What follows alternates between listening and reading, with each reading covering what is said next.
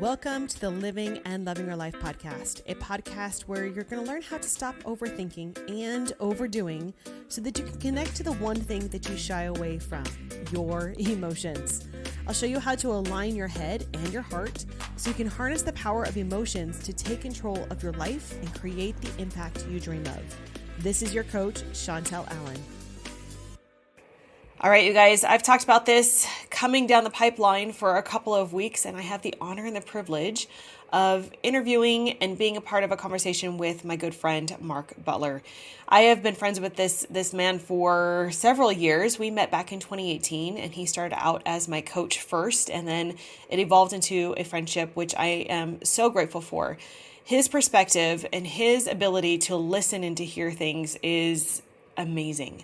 And I decided on this podcast to do a little bit of a different dive into understanding a little bit more about our faith, truth, and what that looks like in the realm of religion and the Church of Jesus Christ of Latter-day Saints. This is a little bit of a selfish conversation because of some things that are going on for me and my kids. But I wanted to have it here on the podcast to show you what it's like to be able to ask questions and just leave space to let things unfold the way that it needs to. So here's a little bit of our conversation. It is longer, but I promise you, stay to the very end. It is going to be worth your time. All right. Well, this is my good friend, Mark Butler, and I'm so excited to finally have him on the podcast. I've actually dreamt of this for probably a couple of years. So secretly, to have you on the podcast. No pressure. I kind of shared on your podcast just kind of the journey of us meeting, but I'm curious your perspective on how we met and what that actually looked like. My first memory of interacting with you, although you corrected this and I believe you, my first memory of interacting with you was in some free classes I was doing for coaches, I think in 2018 or 19. I can't remember which one it was. Okay. 2019, I think. Yeah. And so I didn't have a big network of coaches at the time. So there weren't a lot of people on those calls, and you were one of them. And we started to interact there. And then after that, one day you and a couple of coaching friends reached out to me and we jumped on a call, and the three of you said, we would like you to coach us in a group.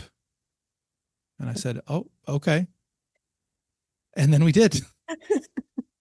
Yep. And then you and I have had a friendship that has continued, and that's how it's been. Simple in a nutshell. I think the thing that has always been the thing that has always compelled me to be around you is just you have a different perspective on almost everything. Like you just are able to distill things down to being so simple, and yet it's like a breath of fresh air. It's almost like you speak what I think, but never really had the ability to put into words.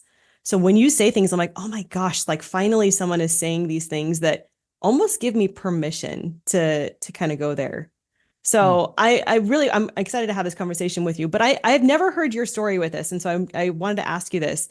What actually got you into coaching in the first place? Because I know some of the other stuff, like the side stuff that you've done, but what was your journey like getting into actual coaching? I think in 2024, I can tell the truest version of this that maybe only recently, maybe even until recently, I don't think I would have shared so openly, but I've actually, this isn't the part that I've withheld in the past. I'll get to that part. My first work job, my first sort of real grown-up job in 2004 was in sales for a coaching company, ironically. Okay. And it was a huge coaching company. I worked there for almost 4 years, started in sales, went into sales management. Then I had my own sales office just for about a year. And when I left there, I partnered with a guy and we started a little coaching thing ourselves. He was more the coach. I was more sales and marketing. We had a membership. Cool. The membership taught people how to set up websites and make money online. This is about 2009, by the way. Okay. That went really well for about 3 to 4 years. And then our method that we taught was heavily dependent on Google having a certain algorithm for their search engine at the time. They changed their algorithm and we were out of business. Oh, okay. Kind of overnight, the thing that we taught people to do went from working incredibly well to not working at all.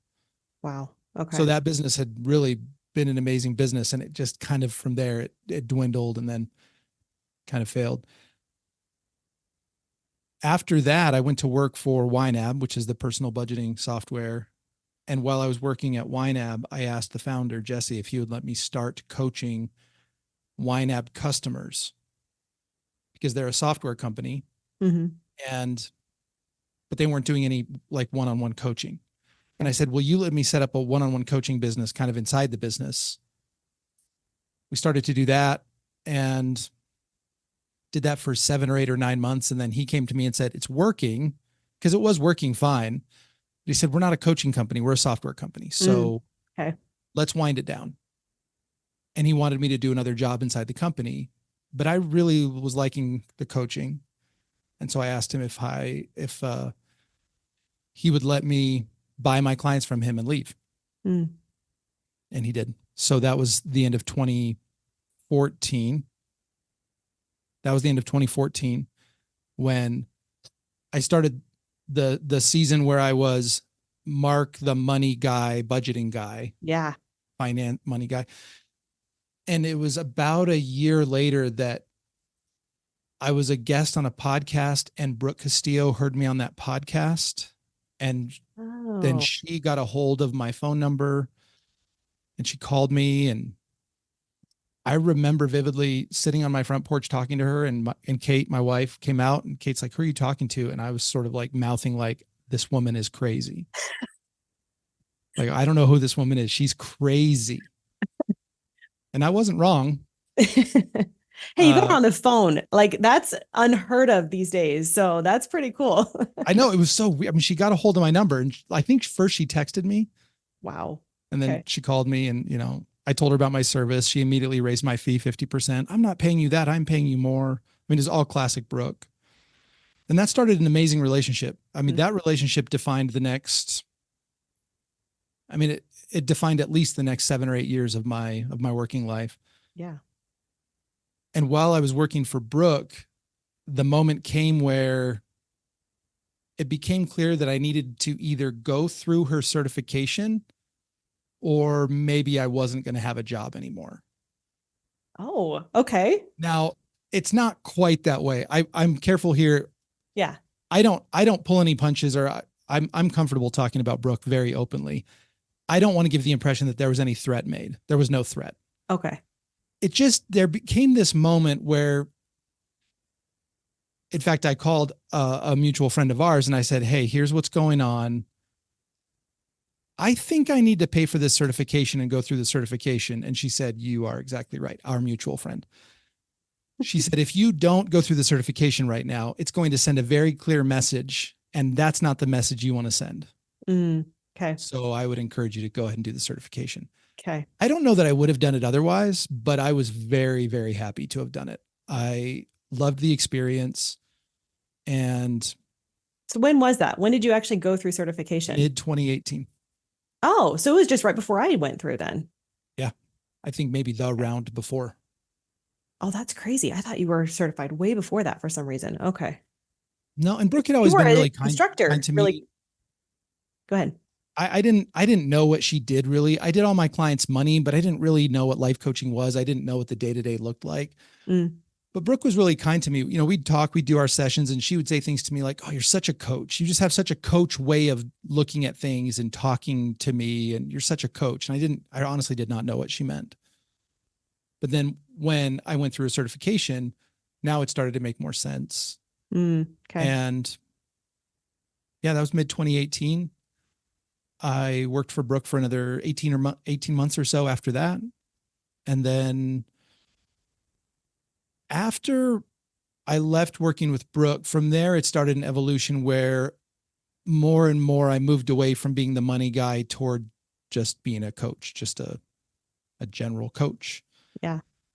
And today I have my bookkeeping business for coaches, but I don't spend much time at all in conversations about business, finance, or money anymore. It's general coaching, it's relationships, it's emotions, it's thoughts and feelings. So that's the evolution that brought us here. That's crazy. I didn't know that. Yeah, literally 2018. That's so funny. So Yeah. I had literally just met you right after that. That's crazy. Yeah. So that's awesome. Okay. Well, the the thing that has been on my heart to ask you about, and we've talked about this in other conversations before, but I have found, and that's where I want to kind of dive into this with you, is that as I've gotten into coaching and I've had clients and I've kind of been in this world for a while, I have seen this place where it's been very hard for people, especially of the faith of, Church of Jesus Christ, Latter-day Saints, to kind of bridge what we learn and we hear in the self-development world of empowering ourselves with our thoughts and our emotions, and then also kind of bringing in faith and truth and the things that we learn about in the church and all these doctrines that we learn about. And I've seen, even in my own personal life, where this has almost given people permission to let go of what they believe because they've kind of leaned more into, it's all me. It's all about me. It's all about, what I think and feel. So I'm curious, because I've talked to you about this many times, it's just like, how do you bridge those two things for yourself and then also for your clients, where it's kind of bridging those and bringing them together and helping them actually work together versus taking them apart? Yeah. The thought model, as we learned it at the life coach school, which we know is a derivative of cognitive behavioral therapy. Right. I think that bothers a lot of people to say that, or maybe I don't know, but it's absolutely 100% obvious. Yeah. I mean, it just is. Yeah. These things are so powerful.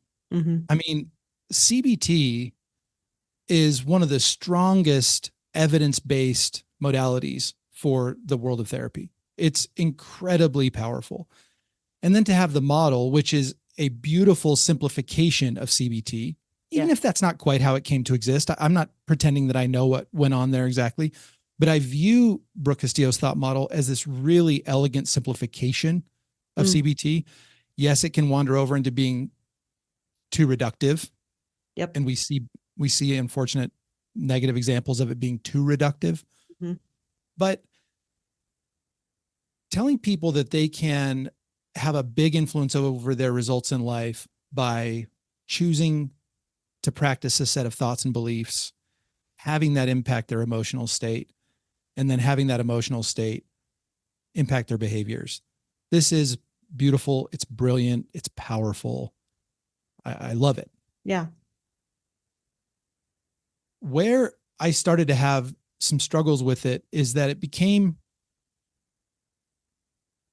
and this is I don't know if I'm ready to say it quite. I was going to say it became clear to me that the God of the model is self. Mm-hmm. Okay. I would agree. And if we take the thought model, in my opinion, too far, it becomes a situation where there's nothing true other than what I think is true, which means whatever I'm thinking is the only thing that matters. Right. If I'm thinking it and if it produces a positive emotional state in me, it is good. Mm-hmm. If you take that by itself, you can get into some wild territory in a big hurry. Yep. Because we have an amazing ability as human beings to rationalize our own behavior, to ignore evidence. Mm-hmm. And we could use a tool like the model to isolate ourselves, to isolate our thinking, and to say, well, I'm thinking it and it feels good, the end. Right. And I started to see some coaches, and in many cases, coaches who used to share our faith, who used this to make changes in their lives that I thought they're not changes I wanted to make in my life. I mean, right. to justify and rationalize a departure from commitments they'd made. Right. Yes. Not just commitments to the church, but in often cases, or to the faith, but in many cases, commitments to family. Yes. Yep. Committed relationships that they just decided, okay, I'm thinking this and it feels good today. And so I'm going to choose the set of behaviors, which I would call disastrous, catastrophic. Mm-hmm. But if you buy into a pure interpretation of the thought model, Mm-hmm. These behaviors made perfect sense. Yeah. Now, also, the reason there's nuance in this is that in some cases you have people who had been lying to themselves about, really, really ugly situations that they'd been in for a long time, but they hadn't felt safe to really look at, this is not safe. This is not healthy. I don't feel good. I have to tell myself a whole set of lies in order to stay, for example, in this relationship with this person who really mistreats me. Mm-hmm. In those cases, the thought model is incredibly powerful for creating some distance. Yes. That allows them to think differently and then to choose a different path that is healthier and safer and is the right thing for them to go forward. So I want to be careful to not make blanket statements about what people should or shouldn't do. The concerning thing for me was when I observed people saying things like, or when I saw their behavior going off in directions where it's like, that's not the right thing. Mm-hmm. But because you've bought so wholeheartedly into the fact that whatever I think is true, yes, they could feel justified. I also think that, and that would come out, by the way, when I would hear people say things like, oh, God exists outside the model. Mm-hmm. I never knew what to do with that. Mm-hmm. I couldn't make sense of it. I couldn't reconcile it because I was thinking, well, if the model claims to, the bottom line is if it claims to help us produce totally different results in our lives, and if it aims to have us do that through our thoughts and our feelings, mm-hmm.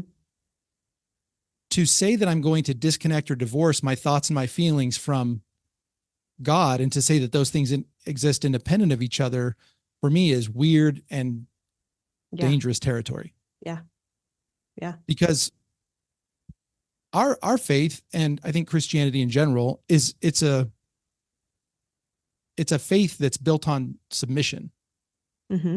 which is a word in 2024 that probably a lot of people don't really like. I was going to say that's a pushback one right there. Yeah. Totally. Yeah. But we build the whole faith around this idea that we submit to God. Right. And in our faith, we also have it. We submit to leaders. Mm-hmm. There's never been a time in history, I don't think, where that idea was less sexy or popular. Yeah.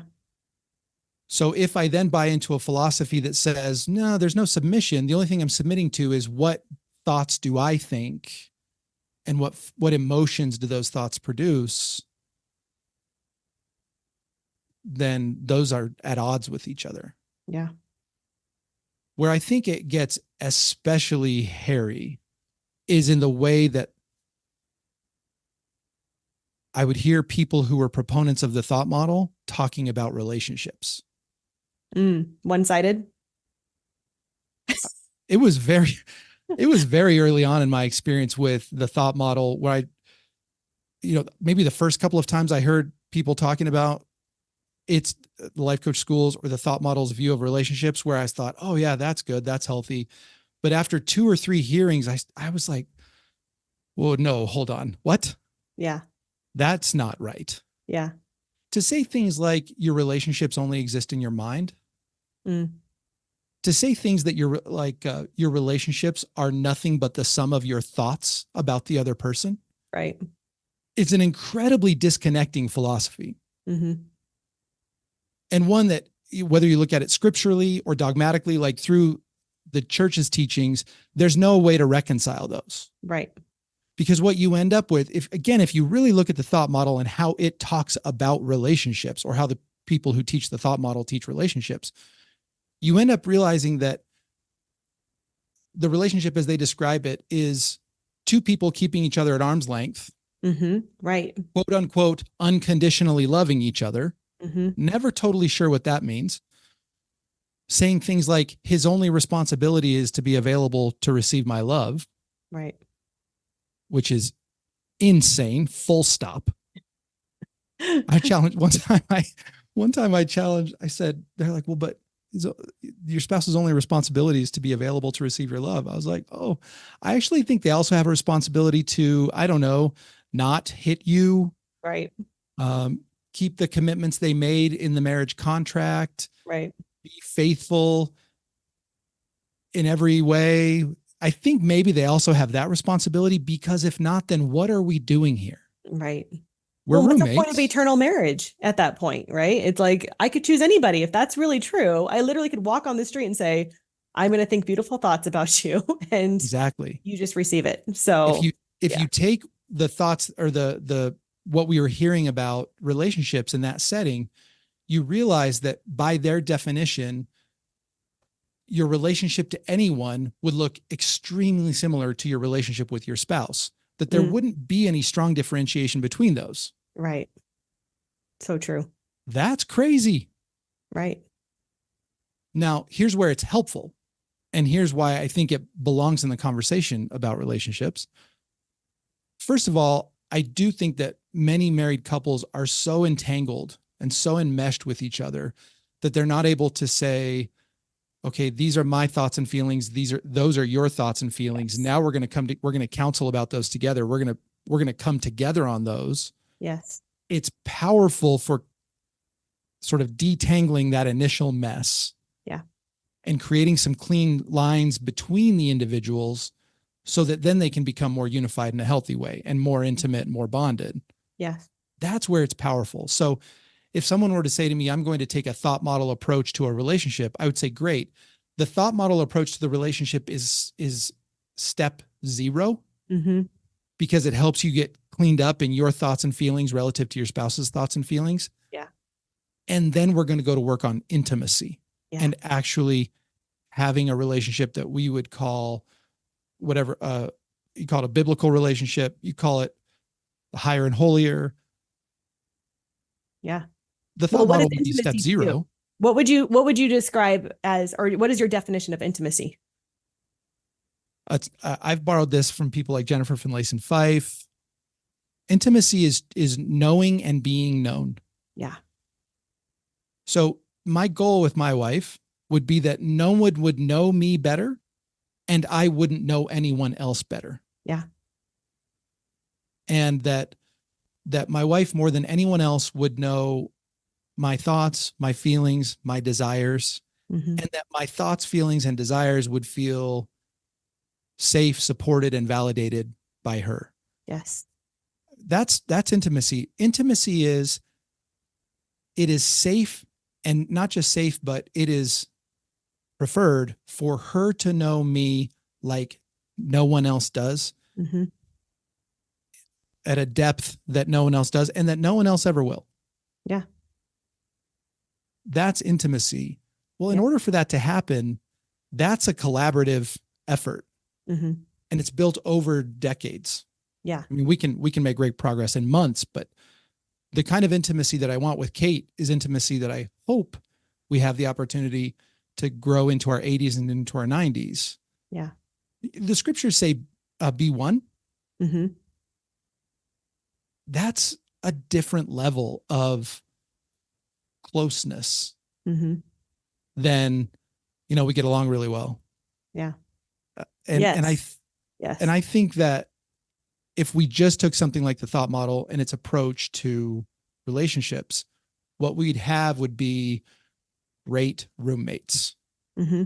Which we're seeing a lot of right now, And unfortunately. I don't think roommates is the plan. I don't think roommates is the goal. Well, I also think taking that one step further is that, yes, roommates, it's also not meant to be that you're on this planet doing this by yourself. And I think that's what Right. the thought model is all like. It does kind of promote that without really promoting it. It's be an individual, take care of yourself, know yourself. And again, there's a balance there. Like you do need to know yourself in order to be intimate with somebody else, but it's not figure it all out first. Because kind of what you're saying, intimacy is evolving. Like the way I was as a high schooler and who I am today, totally different. Same in my marriage. What we were when we were first married and now totally different. So it is like this evolvement that we have to keep coming back to. But yeah, Yeah. it's not meant to be a one-sided individualistic approach to anything. So No, it's not.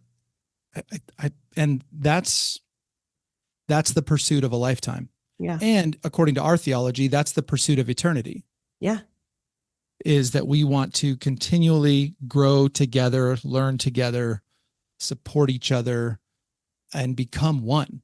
yeah, And to do that, you got to go beyond my thoughts, my feelings, my actions, and Right. it does become our thoughts, our feelings, our actions. Right. The thought model kind of has a problem with that. The thought model really wants to tell you you can't make anyone feel anything. Mm-hmm. That's absurd.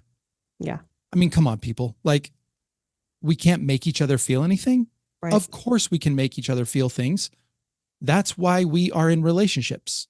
Right. That's why relationships Right. work. That's why relationships don't work. Right.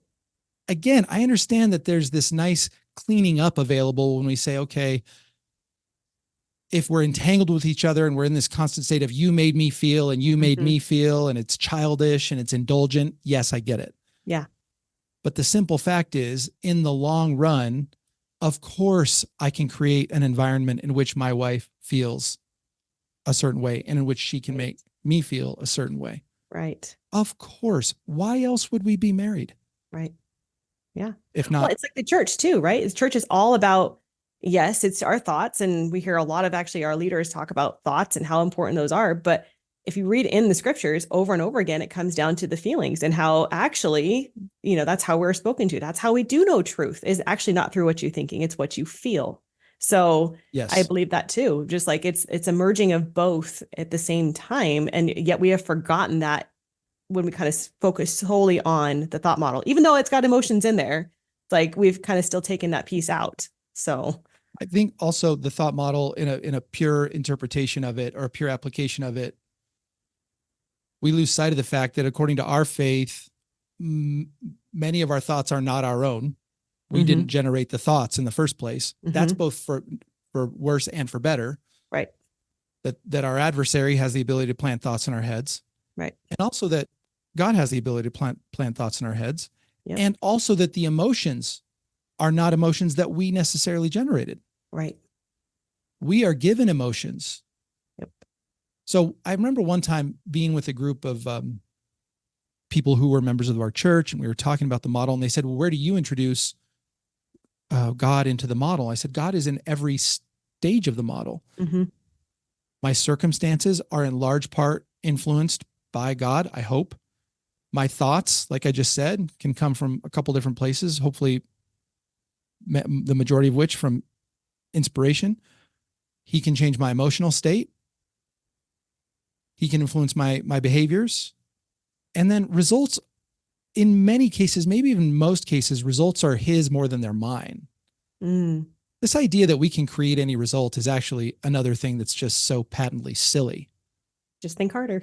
But it's so appealing. It's so appealing. But then when you get to it, you're like, that's the silliest thing we've ever said to each other. Well, you know what it is? It's for the control, right? Like it's about control. The model is all about, because that's what us humans, we all want control. And here we have this permission model that basically says, yes, if you think this way, feel this way, do these things, you can create any result that you want. And of course, we're going to like double down on that because that sounds appealing. It gives us control, or at least perceived control. I don't think it's ever possible, but that's a perception that we get. So that's an important point. And this is an example of something I'll say today that I might not have said a year or two ago, because I'm almost 5 years removed from working directly one-on-one with Brooke. Mm-hmm. And I kind of had to go through my journey. I get it. Post working with Brooke. Yep. And now I'm in a place where I feel gratitude, love, appreciation. Yes. And when you say the thought model is about control, at some point in my time working one-on-one with Brooke, I became of the opinion, I was about to say I realized, but that would imply that this is fact. This is my opinion. Fact by Mark. This is my opinion. My opinion is that Brooke Castillo is a person who actually struggles with an enormous amount of fear. And that the thought model is the best antidote that she could come up with for her fear.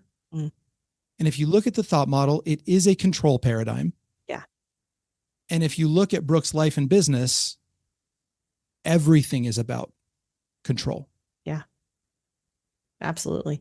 And she's not alone. She's not more broken than the rest of us. Right. I do this. Right. I'm very controlling. I finally had to admit to myself in a lot of ways and areas.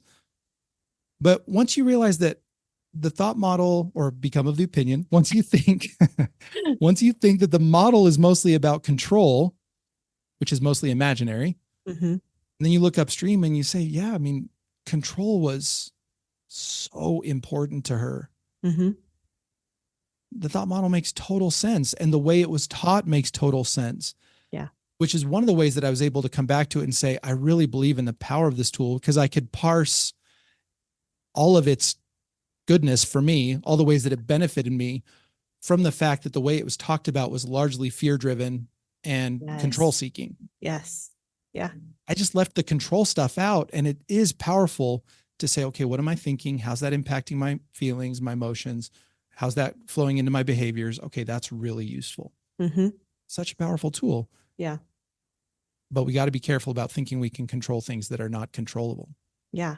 Well, and I think it makes us robots, honestly. It makes us robots, and it also takes us, like, I see we talk and say one thing, right? If we are living by the model, then why, if that's true, then why do we see the relationships that are in the self-development world? I mean, why don't you just think thoughts that helps you love that person? Or, why are you changing businesses if you can just love your business and love? So it has like created this like dichotomy, even for me, to say like, I'm so confused. If we are living by this model, why are we seeing these people telling their parents they can't be a part of their lives anymore? Why are we hearing these people? Like, I'm like, it doesn't make any sense to me. So, but I agree. It's got a Yeah. beautiful part where it gives us the permission and the awareness to say, like, oh, I get it. I am creating this portion of it, or I can not be a victim in this place and then decide what I can do differently. But yeah, that's been some of the hard stuff for me too, is just kind of like, how do we make sense of both sides of this? Because I don't think it's one or the other. So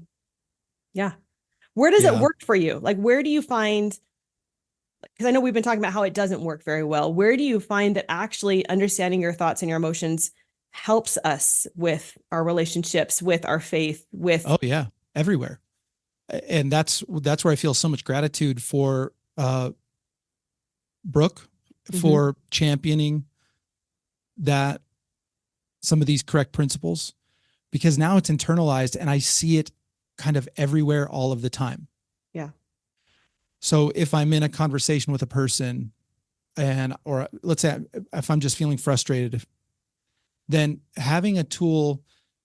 Now I say the thought model, I don't do the C or the R in the thought model. I kind of Yeah. just, I mean, I kind of do, because I'd say, well, what are the facts? That's the C line in the thought model. What are the Yeah. facts of the case here? Let me make sure that the facts are facts. Yeah. And then I look at my thoughts, like, well, what am I thinking about this? And okay, how am I feeling? So it comes up. I don't know if I can even give one example, because I think it shows up everywhere. Hmm. I don't, and I never have used the thought model like purposefully or intentionally. I've never, in my memory, I've never sat down with a notebook and written CTFAR in the notebook and done that. Wow. Okay. I don't remember having done it. Okay. I don't know that I have the patience or the attention span to do that.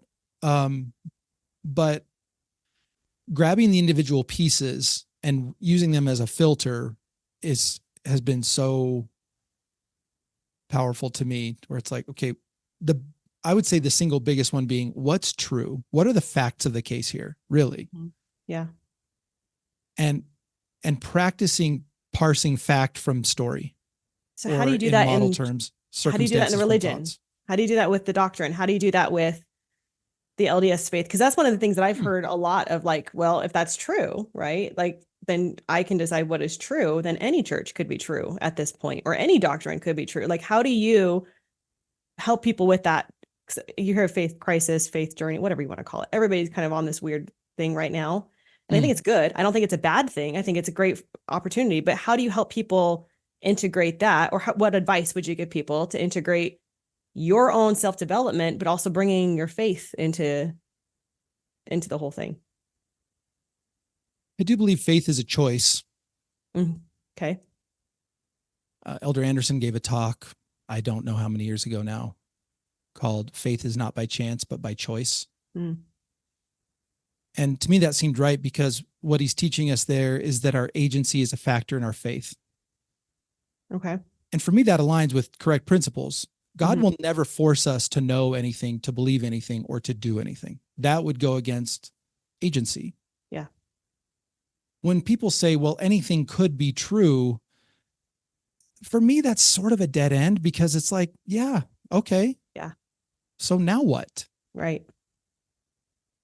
I think we can find ourselves in situations where we want to feel justified in a certain set of behaviors. Okay. And if we want to feel justified in a certain set of behaviors, then we can go upstream and we can, like, to the thoughts and say, well, anything could be true. What we're doing is we're hunting for justification of a different way of being. So good. Yes. And fine, fair enough. Yeah. But that's true of all faith. If we set aside religion or doctrine or denomination, I always laugh, because people get hung up on doctrinal details or policy details, or non-believers, atheists would be like, that's crazy that you don't drink coffee. And I'm always like, no. What's crazy is that we believe in an all-powerful being who is our spiritual parent and created everything. That is crazy.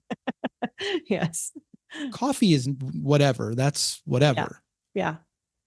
And I say that sort of tongue in cheek, because it's my way of saying, let's keep the main thing the main thing. Let's focus on what matters. Yeah. That is chosen. Our faith in that is chosen. And then we believe that that choice will be supported through the Spirit. Yeah. That's what we believe. I love that. So how do you do this with the character development? Because you kind of started into that. Like, how do you help that with, again, having this awareness with the thought model, using the emotions, but also because we believe, especially in the church, and I know this is not just in our faith, but we believe in that becoming, right? The character development is crucial for us. That's, I think, the crux of why we are here, is to become. So how do we do, like, how do you go about doing that? How do you support your clients? How do you support even yourself kind of going through that? What we need in order to do that is a benchmark. We need a model, not a model like the thought model, but we need the model for our character. Mm-hmm. And so for us, that's Jesus Christ. Right. So when we ask ourselves, well, how am I supposed to work with my thoughts, my feelings, and my actions? What, in service of what? Well, in our case, it's in service of trying to develop the character of Christ. In the scriptures, when he was speaking with some of his disciples, and he said, what manner of men ought ye to be, even as I am? Mm-hmm. You're supposed to be like me, is the commandment. Yeah. So as we work to develop our character, we're developing our character relative to his character as we understand it. Yeah. So when it comes to thoughts, feelings, and actions, I'm trying to work on thoughts and feelings and actions that make me more like Jesus. How often do I succeed at that? Who knows? But we at least know that's the goal. That's the point. Yeah. So what feels good to me? Mm-hmm. If what feels good to me is our only benchmark, then it doesn't matter what we do, really. Right. It's actually an extremely isolating philosophy. Yes. And I'm not trying to point to anyone and saying they're promoting that. Like, I'm not saying the life coach school is promoting that directly. I don't feel confident to say that, or I wouldn't feel right saying that. But I am saying, if a person became totally consumed with the idea that all that matters are my thoughts and the emotions that those thoughts produce, that's extremely isolating. And it doesn't lead us to a selfless pursuit of character. It leads us to something else. So I've started to work with couples, and I worked with a couple who told me they used to be Christians. Okay, no problem. I want to support them however I can. What I realized, though, is in their case, I had, as one of the steps, I had to say, okay, well, we need to have a reference point. What do you believe to be true about the nature and importance of a relationship? Mm-hmm. Yeah. Because I have a definition, but I only have that definition through my faith. Mm-hmm. So if you have a different definition, then we need to be coaching to your definition. Otherwise, I'm just sitting here trying to proselytize to you, which I'm happy to do, but that's not the nature of this engagement. Right. So what's your definition? I had to ask them, and they kind of had to talk me through it a little bit. But as believers, we have a reference point for pretty much every topic. Like, how am I supposed to think about this? Which again is very not in vogue in 2024. No. But we actually do say, wait, how does God want me to think about this? How do the scriptures encourage me to think about this? That's our filter. That's our benchmark. Yeah. I think it is like, such a beautiful, because again, it's not the same that all coaching is bad or self-development is. I love coaching for that reason, but it is like, use the tools. I mentioned this before, just like, we need to be selfish so that we can be selfless. We need to get to know ourselves, or we need to feel our emotions, but then it is so that you can go and serve and you can develop that character, which comes through action. Like, it's not just sitting back and just thinking and feeling all of the time. It's to develop character and to become more like our Heavenly Father. It is in action. It can't be just sitting around and hoping and praying that happens. It takes us taking steps in that direction.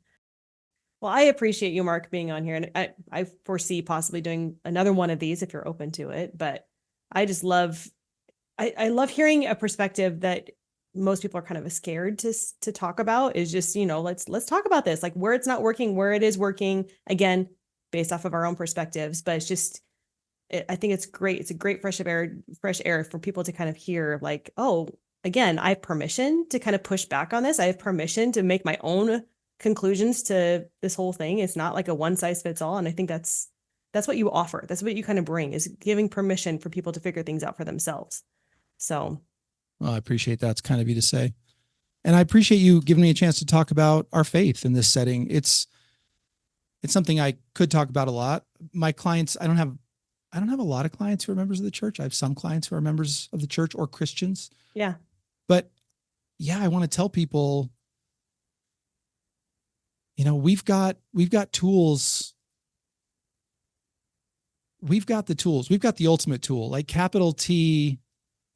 We have speaking of crazy beliefs, we have a belief that there is a source of all power, and that source loves us, knows us personally, and wants to guide us. Yeah. That is crazy. Yeah. And so whatever we do with our coaches, with our therapists, with the books we read, with whatever we're doing, it should point us back to, am I becoming who God wants me to become? Am I doing what God wants me to do? Yeah. It's not our desire. I'm not anti-desire. I'm not like a self-denialist. Mm-hmm. Like, let's just go into monk mode. What we're saying is, what does God want me to do? The other day in a conversation, Kate and I were talking about directions for my business, and she just looked at me and she said, "This is what God wants you to do." Mm. And I was like, okay. That's awesome. And I don't know how it's going to work out. It doesn't, I'm more controlling than I want to admit. I kind of want to know what steps 6, 7, and 10 and 15 are before I start step 1. Yes. But when she said that, I thought, okay, let's try that then. Ooh, that's so awesome.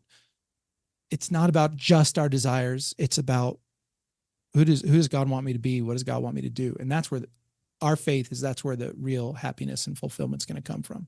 Yeah, no, I totally agree. When I think, just to kind of end this, I think it's the thoughts and the emotions. For me, what has helped me in my journey is, before, because I was such a doer and overthinker, I didn't give a lot of space to being able to hear or to feel the Spirit, or even like, I wanted my brain to solve all the problems. And I think what this has brought for me is actually, it strengthened my faith. It actually gave me the opportunity to feel the Spirit, where I think I thought it before, but I have a different experience with it now, because I've learned that process of being able to open up my heart, or whatever you want to say, to the Spirit in ways that I was not giving myself permission to do before. So I think that's where it's given me, it's strengthened my testimony, honestly, overall, because I don't need my brain to come along with me to feel what I feel. Of course I'm going to have crazy thoughts, but I can trust this feeling that I'm having. And I couldn't say that 5 years ago. I would tell you, I had to think through everything first to make sense of it before my heart came along. So, and I don't think it ever really came along because it was so closed. So, but that's so good. Yeah. Well, thank you, Mark. I appreciate it. And I'll make sure I link below, but just go find you. Mark has an amazing podcast. I know it's for coaches, but I still think it's relevant for a lot of people to kind of listen to, because you can take it, it applies to everything, right? Business, coaching, it applies to everything. So you can take it and use it in your relationships and everything else. So I highly recommend you go check them out. So thank you. Awesome. Appreciate it. Thanks, Chantel.